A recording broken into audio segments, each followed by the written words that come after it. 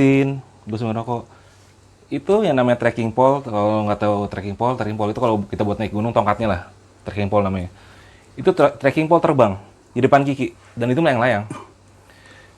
Gue ngeliatin, ini bener ini enggak. Makin lama, oh iya bener itu terbang, karena trekking pole segini nih tingginya. Gue tanya sama Kiki, lu ngeliat apa? Lu kenapa Ki? Terus si Kiki jawab ke gue, enggak. Warahmatullahi wabarakatuh, sobat Bulatan Misteri. Malam ini mudah-mudahan keadaan sobat Bulatan Misteri dalam keadaan sehat. Kita malam ini tentunya teman-teman sahabat Bulatan Misteri pernah mendengar fenomena poltergeist. Di tahun 1980-an ada sebuah film yang sangat terkenal mengenai poltergeist. Fenomena ini tidak hanya menjadi sorotan di negara kita tapi juga di negara-negara lain. Mungkin sobat Bulatan Misteri hafal dengan fenomena-fenomena di mana benda-benda itu bisa bergerak dengan sendiri. Malam ini untuk sobat Bulatan Misteri kami akan memberikan sebuah pandangan baru mengenai fenomena poltergeist. Di dalam kayaknya ada sebuah diskusi yang cukup menarik mengenai fenomena ini, dan sobat Bulatan Misteri sebaiknya tetap berada di channel ini untuk lebih memahami tentang poltergeist. Yuk kita ikuti bincang-bincang dari para praktisi.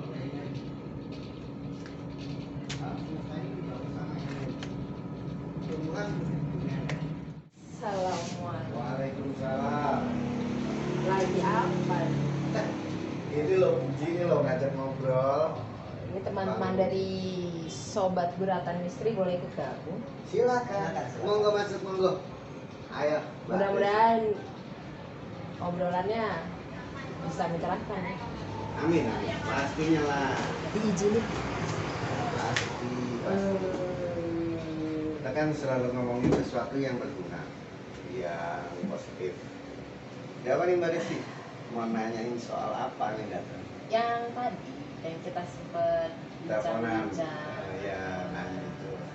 Oh ya, tapi sebelumnya sobat Bulatan Misteri, kita sapa dulu malam ini para narasumber kita.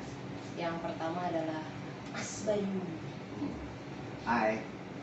Dan yang ini adalah Mas Tobang namanya. Mas, Bang, tolong ya Bang apa-apa. Ini Mas Tikno dari Kopi Tikno. Malam ini kopinya udah habis. Tapi semua sehat ya? Alhamdulillah sehat. Alhamdulillah sehat. Gini nih Mas Bayu, Mas Tikno. Jadi sobat Bulatan Misteri itu ada beberapa yang pernah, yang beberapa kemarin tuh ada yang komen tanya tentang fenomena kok benda tuh bisa gerak sendiri. Apakah ini yang menggerakkan memang benar dalam tanda kutip makhluk gaib? Ya. Karena kita kan kenalnya benda ini kan ya statis gitu. Kok tiba-tiba bisa gerak sendiri? Iya. Dan kebanyakan ya takut lah pasti Iya. benda diem kok Menakutkan bisa. lah ya. Ya. Nah, fenomena ini kebanyakan di masyarakat itu mengenalnya dengan sebutan poltergeist. Tetapi Ya. sebenarnya memang bahasa asing lah ya. Ya. Ditambah waktu itu kalau nggak salah di tahun-tahun 90-an ya, Ya. ada film tentang poltergeist juga nih. Iya, Ya iya. kan? Kira justru di bahasa Indonesia tuh nggak ketemu bahasanya apa, yang taunya benda bisa gerak sendiri, ini kayaknya menggerakkan makhluk gaib lah. Ya, ya, ya. Tapi kira-kira sering dong pasti Ya. dengar-dengar tentang Oh iya, itu emang udah biasa kita, makanan kita lah soal dunia begituan. Jadi kita udah punya pemahaman sendiri terhadap yang kayak gitu-gitu. ini makanannya bukan gorengan lagi loh, Bukan. poltergeist loh. Bisa Sobat terbang, Bulatan Misteri loh. bisa melayang. Bisa melayang loh ini. Ya, jadi Gimana Mas Bayu? soal poltergeist itu sebenarnya ada salah kaprah. Ada salah kaprah pengertian tentang benda bergerak. benda bergerak itu bisa ada dua entitas, ada dua sebab. Satu, itu entitas makhluk halus atau dari dimensi lain yang berentitas ya, ada wujud, bukan wujud, ada entitinya lah. Yang kedua, fenomena alam. Fenomena alam ini semua berkaitan sama medan energi. Medan energi itu setahu saya ya, yang namanya poltergeist itu tidak berpindah tempat, tapi dia mempunyai satu titik di mana di satu titik itu terjadi poltergeist. Dan sering banget terjadi poltergeist. Poltergeist itu punya zona. Jadi dia nggak mungkin pindah ke zona yang lain. Enggak. Itu, nah ini jangan salah mengerti bahwa poltergeist itu bisa terjadi di mana aja, enggak. Nah, mengenai benda bergerak sendiri tanpa digerakkan sesuatu atau dipegang orang secara fisik, itu juga kan ada di telekinetik. Manusia juga bisa bertelekinetik, belajar telekinetik. Apa tuh? Telekinetik itu apa? Telekinetik itu menggerakkan, memakai kinetik itu kan gerak ya, menggerakkan, menggeser, menggerakkan lah. Tapi pakai telepati, bukan pakai fisik. Kalau saya ngerakin gelas ini ya ini fisik namanya. Tapi kalau saya pakai telekinetik, saya ngerakin gelas ini tanpa saya sentuh di telekinetik. Nah, manusia yang punya entitas, yang punya wujud fisik, tapi dia di dalamnya ada energi atau roh, kita tahu roh atau kekuatan di dalam diri kita yang mampu berbuat kayak gitu. Nah, penjabaran soal yang nggak kelihatan itu pun mampu berbuat seperti itu, tergantung advancingnya dia makhluk ini. Kalau kita bicara soal makhluk ya. Tapi kalau kita bicara soal medan energi yang terjadi karena alam atau anomali ya, sesuatu keanehan, sesuatu yang nggak biasa terjadi, medan energi yang besar yang bisa mengganggu. Poltergeist itu nggak hanya cuma gerakin benda, bisa mempengaruhi psikologis orang. Contohnya gimana? Ya banyak. Tiba-tiba seseorang memasuki satu tempat di mana medan energi itu negatif, dia terpengaruh dan dia menjadi aneh. Nah, itu ada dua sebab juga. Disebabkan oleh makhluk yang nggak kelihatan, atau kita biasa namanya setan, jin, makhluk halus lah. Atau memang itu energi negatif yang terjadi di bumi ini.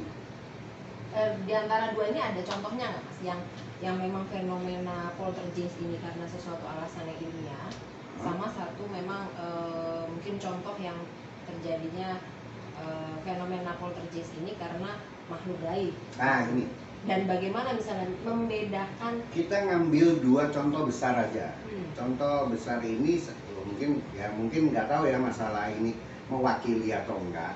Tapi yang jelas kita lihat pantai selatan dulu deh. Kalau kita, maybe di pantai selatan itu bukan fenomena alam, tapi terjadinya karena satu sosok yang sangat kuat, entitas yang sangat kuat yang menguasai wilayah selatan. Kita tahu siapa namanya, nggak usah disebut lah ya. Takut datang ya, Mas ya? Bukan takut datang, saya sih nggak pernah takut ya, karena mereka punya dunia sendiri. Dia itu yang menguasai wilayah itu, dan dia punya energi yang sangat kuat. Ini menurut kepercayaan orang-orang yang percaya sama dia. Nah, kalau yang fenomena alam itu jelas-jelas banyak fenomena alam. Kayak contohnya yang paling besar yang sering diomongin orang adalah segitiga bermuda. Segitiga bermuda itu fenomena alam yang bisa dibilang poltergeist. Poltergeist itu nggak hanya cuma menggerakkan benda. Poltergeist itu anomali yang mengganggu, yang aneh, yang tidak bisa dijawab. Yang belum ketemu lah. Yang belum ketemu jawabannya. Jadi masih cocok ya, misteri ya. Kita ngomongin misteri. Nah, poltergeist itu kayak gitu. Jadi pesawat lewat di segitiga bermuda itu udah banyak banget yang hilang. Kapal yang melintasi situ bisa tiba-tiba radarnya ngaco terus hilang. Nggak pernah ketemu lagi. Sampai dulu ada filmnya kan, Final Countdown. Itu kan ngelewatin anomali. Terus tiba-tiba dia kapal induk Amerika tiba-tiba masuk ke perang dunia pertama. Iya, kayak time machine. Time machine. Time tunnel lah, lorong waktu. Jadi itu poltergeist alam. Poltergeist itu kinetik ya, kita tahu menggerakkan benda yang umumnya ya, cuman Kayak contohnya di bawah di sini di komplek IKPN ini saya langsung kasih lokasinya aja ya. Dulu itu rumah ini kosong, nggak ditempatin orang. Rame orang nonton di situ, ternyata lemari dilempar keluar. Bayang benda-benda yang nggak masuk akal kita dilemparin manusia, itu bisa terbang keluar. Tempat tidur keluar, semua keluar. Kulkas loh ya, kulkas itu besi kan, berarti itu terlempar. Sampai rame tuh di bawah sini. Ah, itulah poltergeist.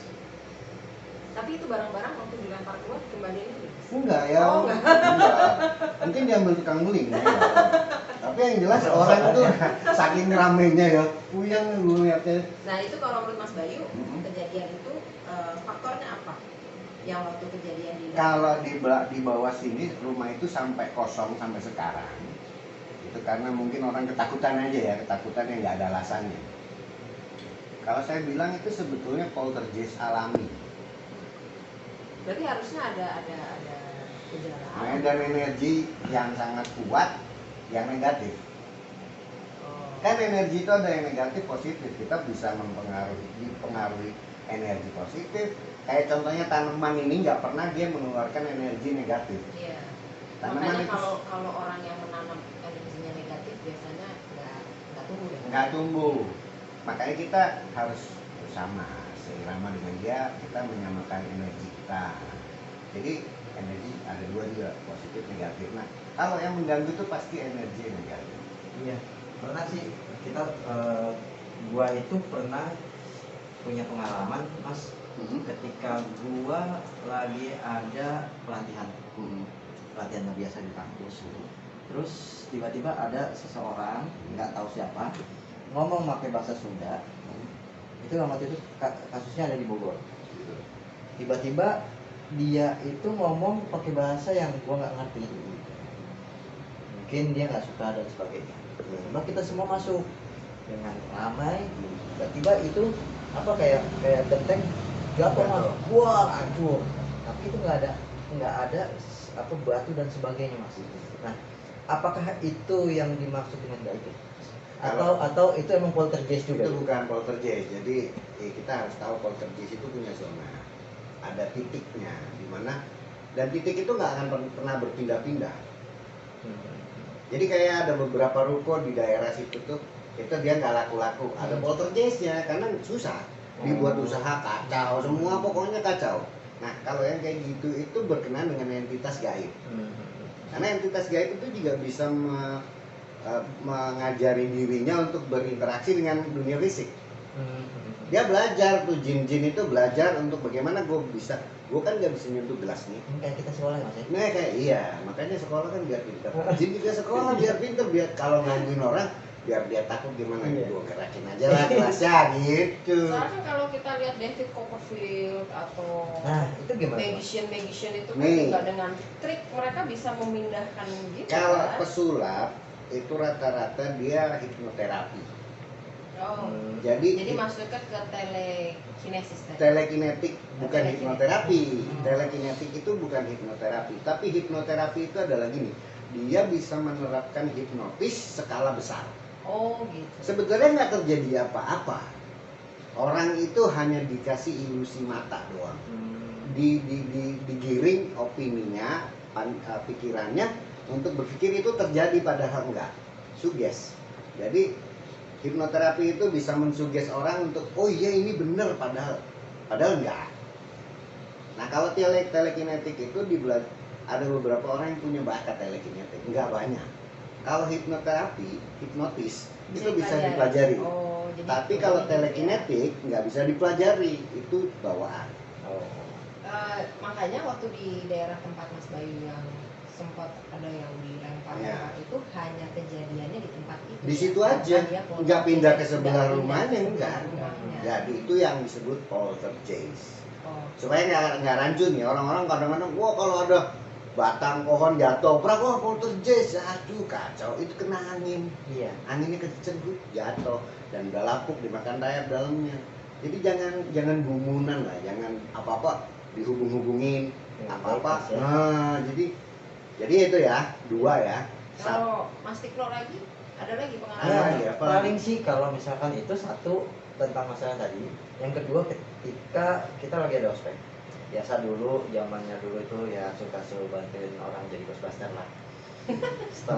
setelah bantuin, setelah selesai mungkin marah, dilempar lah tuh batu. Nah makanya itu apakah, makanya saya juga tadi coba untuk ngobrol sama Mas Bayu, apakah ini Mas, apakah ini poltergeist atau bukan gitu kan. Bukan lagi. Tiba Mas Bayu sudah menerangkan bahwa itu adalah gaib, beda dengan masalah poltergeist. Oh gitu. Oh, iya, Mas. Poltergeist juga bisa dari makhluk gaib, tapi dia tidak akan pernah bisa melakukan itu di luar zonanya. Oh iya iya. Jadi dia di situ aja zona. Jadi gini loh. Ada sebuah medan energi yang membuka tutup pintu dimensi. Pintu dimensi. Jadi di situ ada anomali pintu dimensi antara dimensi Doski itu yang lempar-lempar sama kita. Oh. Jadi tempat itu pintu dimensi itu sampai bego juga nggak bisa lu pindah ke sana, Iya. ke sini, ke sono. Nah, kalau Kecuali misalnya Doraemon ya bisa pintu kemana aja dipindah-pindah. Mau Mas yang kalau misalnya nih sobat guratan misteri Hmm. tiba-tiba ada dalam satu situasi menghadapi fenomena bergeraknya sebuah benda, ya pasti yang pertama kaget dulu lah ya, karena benda statis kok bisa bergerak jadi dinamis.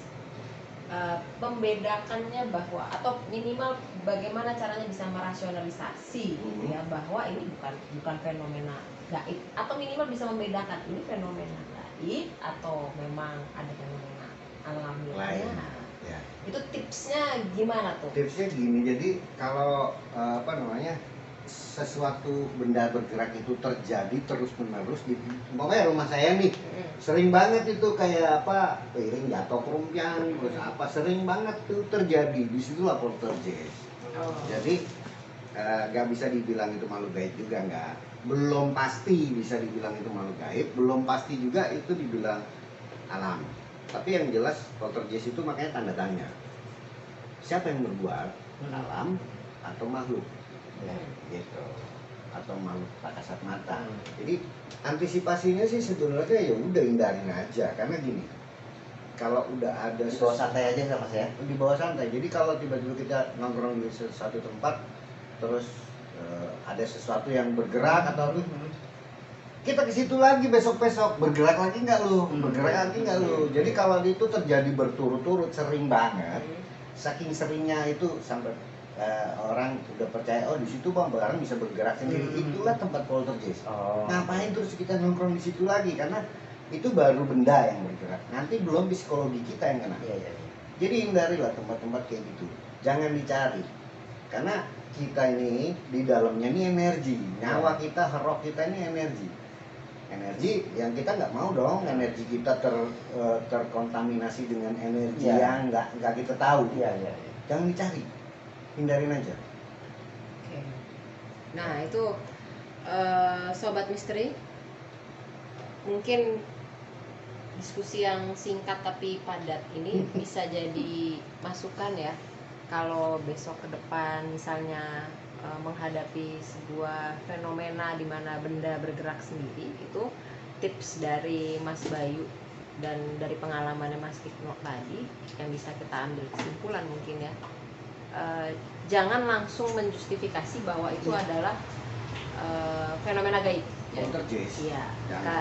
Karena itu juga bisa menjadi fenomena alam. Tetapi kalau sudah terlalu sering terjadi di satu tempat yang sama, itu ada kemungkinan bahwa ini memang fenomena poltergeist yang disebabkan oleh makhluk tak kasat mata. Jadi sebaiknya untuk menjaga energi kita tetap positif, tempat-tempat seperti itu sebaiknya dihindari.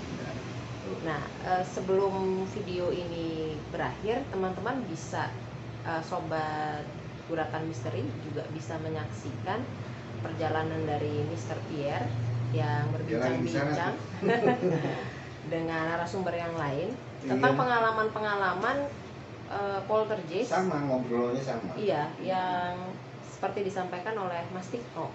Gitu. Jadi ada beberapa pengalaman lain. Nah, ini sebabnya teman-teman guratan misteri, sobat guratan misteri, jangan kemana-mana dari channel ini. Saksikan terus guratan misteri di tema-tema yang lain supaya kita lebih memahami tentang apa itu misteri sebenarnya.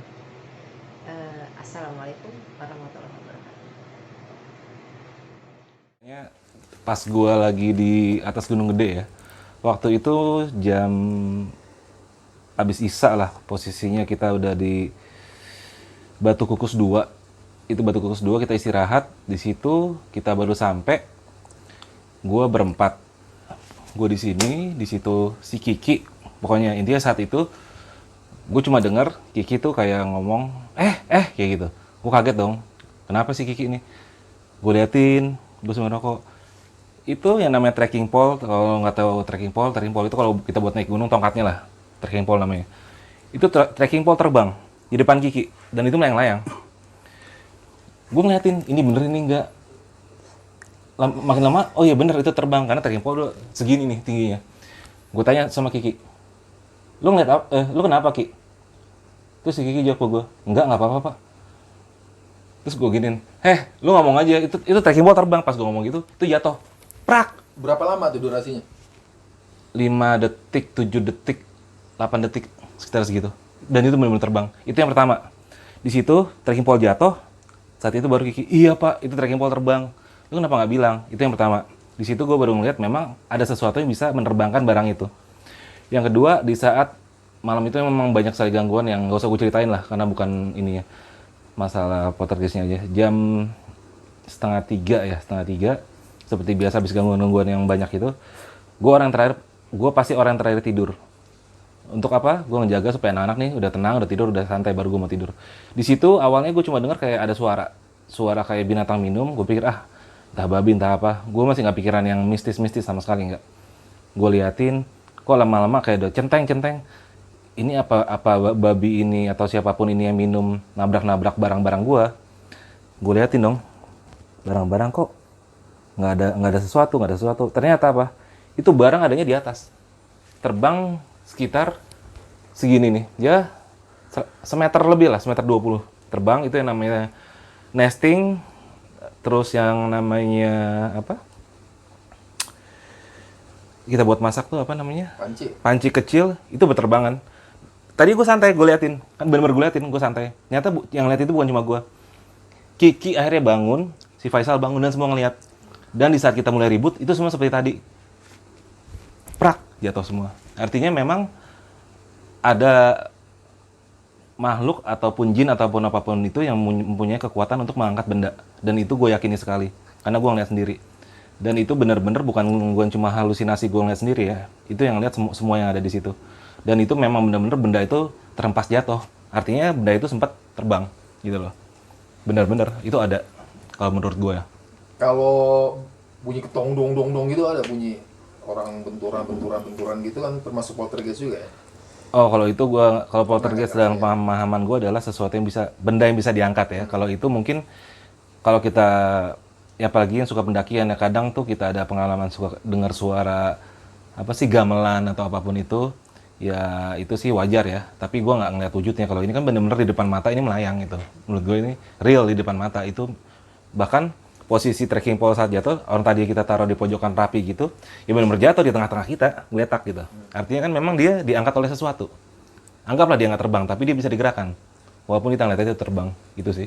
Kalau masalah bunyi-bunyian, itu mungkin bisa berupa halusinasi atau apapun itu, walaupun itu bisa didengarkan bersama ya. Cuma nggak ada bukti nyata bahwa itu makhluk itu bisa membawa sesuatu. Tapi kalau ini kan benar-benar di depan mata. Peralatan ini bisa diangkat untuk menunjukkan eksistensi mereka. Jadi menurut gue poltergeist itu memang ada. Dan itu nyata ya? Nyata, mata kepala gue sendiri, dan Kiki juga ngeliat. Ya masih pada hidup lah orangnya. Nah, Sobat Guratan Misteri, kita juga akan meminta pandangan sedikit dari yang paham tentang poltergeist. Dari sisi misteri spiritual. Kita panggil si Om. Oke, Om. Sebenarnya Iya. Gimana? poltergeist itu apa sih Om sebenarnya Om? Kenapa jin atau makhluk itu bisa menggerakkan atau mengangkat yang seperti diceritakan Oji? Ya gini sebenarnya. Makhluk itu sama dengan kita sebenarnya. Cuma bedanya di astral kan. Dia tidak terlihat, tapi dia bisa menunjukkan eksistensi dia. Dan dia bisa menunjukkan dirinya dengan cara yang dia inginkan. Dan itu juga tergantung kapasitas dari makhluknya, kelas-kelas mereka itu sendiri. Karena sama dengan kita, kadang-kadang kita kan berstrata kan, ada yang biasa aja, ada yang luar biasa, ada yang luar biasa lagi. Sama dengan mereka, ada tingkatannya namanya. Nah kebetulan sekali mereka itu juga punya kekuatan dan mereka juga bisa melakukan itu. Kalau dia bisa nembus ke alam kita dan dengan cara atau dengan ilmu yang dia miliki, kira-kira kayak gitu. Berarti dia bisa menyentuh apa aja, menggerakkan apa aja. Kalau dia memang ada kemampuan untuk itu, bukan berarti memang dia tidak ada, dia ada. Gitu. Banyak contoh-contoh di Al-Quran juga ada. Bagaimana Sulaiman meminta membuat sebuah ingin dari calon istrinya kayak gitu-gitu kan. Banyak yang menawarkan dari Muhammad seperti itu. Itu membuktikan bahwa itu ada. Kira-kira seperti itu. Jadi bukan nggak ada. Cuma mata kita ini hijabnya kan tidak terbuka keseluruhan. Kadang-kadang kita tidak bisa melihat dia. Yang terlihat cuma barang yang zohir secara bumi ini aja gitu kan. Makhluk yang gerakan itu tidak terlihat. Tapi bagi orang yang tertentu bisa melihat itu, bahwa itu memang diangkat atau dipindahkan, kira-kira itu. Nah, kenapa mereka menunjukkan ke Oji, Om?